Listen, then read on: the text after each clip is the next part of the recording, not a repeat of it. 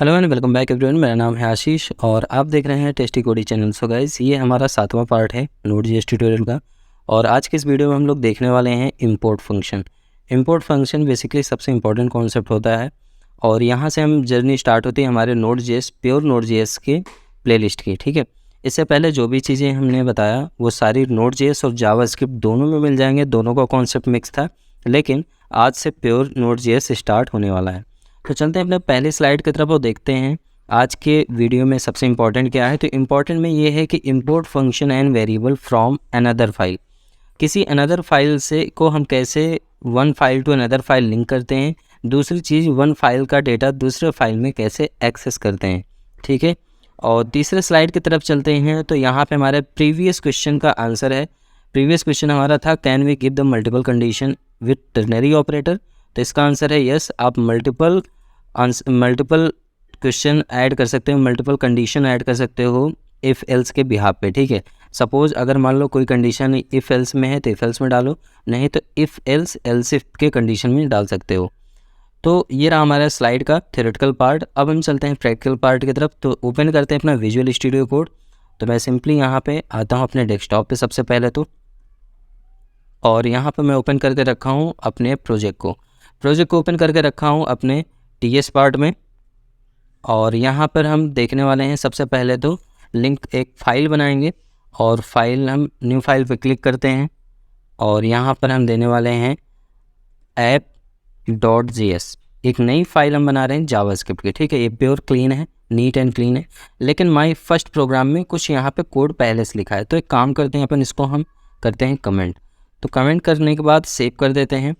अब हम एक काम करते हैं, इस फाइल को रन करा के बाद चेक करते हैं नोड स्पेस, और यहाँ पे मैंने जैसे एंटर किया यहाँ पे आपको कुछ भी देखने को नहीं मिला। ठीक है, सबसे पहले क्लियर करते हैं स्क्रीन। अब एक बार फिर से रन कराते हैं नोड स्पेस, देखो कुछ भी देखने को नहीं मिल रहा। अब हमें करना ये है कि हमें सीखना है कि एक फ़ाइल से अनदर फाइल को कैसे इंपोर्ट करते हैं। तो चलो सबसे पहले app.js पे आते हैं। सपोज़ यहाँ मेरे पास दो वेरिएबल है। ठीक है, मान लो एक x है एक y है, इसकी वैल्यू एक्सेस करना है माई फर्स्ट प्रोग्राम में। यहाँ पे मैंने लिखा x इज़ इक्वल टू 15 या 50, और इसी तरीके से y इज़ इक्वल टू 20। अब मुझे इसे एक्सेस करना है। तो एक्सेस करने के लिए हम एंगुलर में देखें इंपोर्ट कीवर्ड का यूज़ होता है, और तो और मैं बता दूं नोड.js में भी इंपोर्ट कीवर्ड यूज़ होता है। अगर कोई आपसे कहे तो आप कह सकते हो यस इंपोर्ट कीवर्ड हमारे नोड.js में भी होता है यूज़। अगर आपको नहीं पता तो हमने एक अभी कुछ दिन पहले वीडियो बनाया था मीन स्टैक पे, आप वहाँ पे वीडियो जाएं और वहाँ देख सकते हैं मैंने इंपोर्ट यूज़ किया है। ठीक है, और वो है हमारे रेस्टोरेंट एप्लीकेशन का प्रोजेक्ट, आप उसमें देख सकते हैं। बट यहाँ पे हम कुछ दूसरा यूज़ करने वाले हैं। कैसे? तो चलो सबसे पहले एक नोटपैड मैंने लिख रखा है कि कैसे इंपोर्ट होता है, कैसे एक्सपोर्ट होता है। तो जो भी फाइल को एक्सपोर्ट करना होता है उसको एज ए मॉड्यूल माना जाता है, और उस मॉड्यूल को पूरा का पूरा एक्सपोर्ट किया जाता है। और एक्सपोर्ट करने के बाद एज ए ऑब्जेक्ट में आप वेरिएबल को कुछ इस तरीके से इनिशियलाइज करते हैं, जैसे x:50 y:20, और एक मान लो z की वेरिएबल मैंने लिया, इसके अंदर एक फंक्शन कॉल किया हूँ जिसपे मैं रिटर्न करा हूँ आशीष। तो कुछ इस तरीके से एक्सपोर्ट किया जाता है फाइल को। और जब फाइल को दूसरे फाइल में इंपोर्ट करना हो तो वहाँ पे कुछ इस तरीके से लिखा जाता है जिस भी नाम की यहाँ पे फाइल रहती है उस नेम को। ठीक है, तो चलो इसको प्रैक्टिकल करके देखते हैं। इसको सिंपली हम उठाते हैं, कॉपी कर लेते हैं, और कॉपी करने के बाद आते हैं अपने app.js पे, इसको पेस्ट कर देते हैं। पेस्ट करने के बाद आपको कुछ इस तरह कलरफुल दिखेगा, क्योंकि app.js तो हमारा मॉड्यूल है। ठीक है, इस मॉड्यूल को क्या कर रहे हैं हम, एक्सपोर्ट्स कर रहे हैं। एक्सपोर्ट नहीं एक्सपोर्ट्स लिखना है आपको। यहाँ पे कीवर्ड में कन्फ्यूज़न है, एक एक्सपोर्ट भी होता है एक एक्सपोर्ट्स भी होता है। तो मेक श्योर कि आप लोग स्पेलिंग मिस्टेक मत करिएगा। यहाँ पे एक्सपोर्ट्स है, is equal to as a object के अंदर हमारा क्या डेटा आएगा, x के अंदर हमारा 50 वैल्यू है, y के अंदर 20 है, z के अंदर हमारा रिटर्न कर रहा है आशीष। अब चलो इसको मैं सेव करता हूँ और आता हूँ अपने फर्स्ट प्रोग्राम में और इसको इंपोर्ट करके देखता हूँ कैसे। तो इंपोर्ट हमेशा टॉप पे होता है। ठीक है, आप देख सकते हैं यहाँ बहुत सारी चीज़ कंसोल हुई है, बट इस कंसोल को मैं करता हूँ नीचे और इसके ऊपर करता हूँ इंपोर्ट। तो इंपोर्ट करने का तरीका, सबसे पहले एक वेरिएबल ले लो।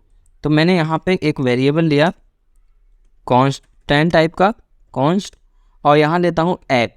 ऐप नाम का एक वेरिएबल लिया इज इक्वल टू, मैंने बोला जैसे इम्पोर्ट वहाँ कीवर्ड होता है वैसे ही कोई अनदर मॉड्यूल के यहाँ इंपोर्ट करने के लिए आप रिक्वायर यूज़ करेंगे, ठीक है। हमेशा याद रखना रिक्वायर से भी आप पूरे डेटा को रिक्वायर कर सकते हैं। तो मैंने यहाँ पे REQUIRE रिक्वायर और पैरेंथेसिस में दे रहा हूँ और सिंगल कोट के अंदर ./ ये ऑटोमेटिकली फाइल का नेम आ गया, इंटर कर दिया और टर्मिनेटर लगाया, सेव कर दिया, हमारी फाइल कनेक्ट हो चुकी है।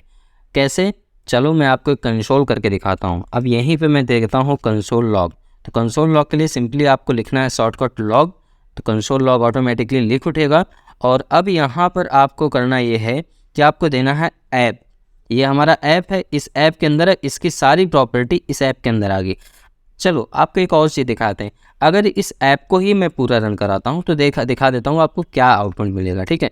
तो मैंने यहाँ पे दिया नोड और मैं यहाँ देता हूँ Thrust.js, इंटर किया तो आप देख सकते हैं यहाँ का हमें पूरा का पूरा एक ऑब्जेक्ट रिटर्न कर दिया।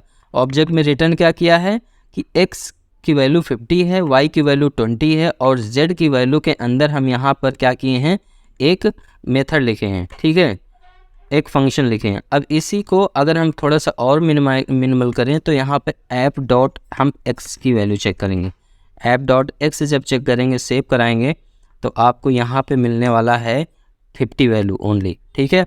और अगर यहीं पे मैं चेक कराता हूँ y की वैल्यू तो आपको मिलेगा 20, क्योंकि हमने y पे 20 डिफाइन किया है।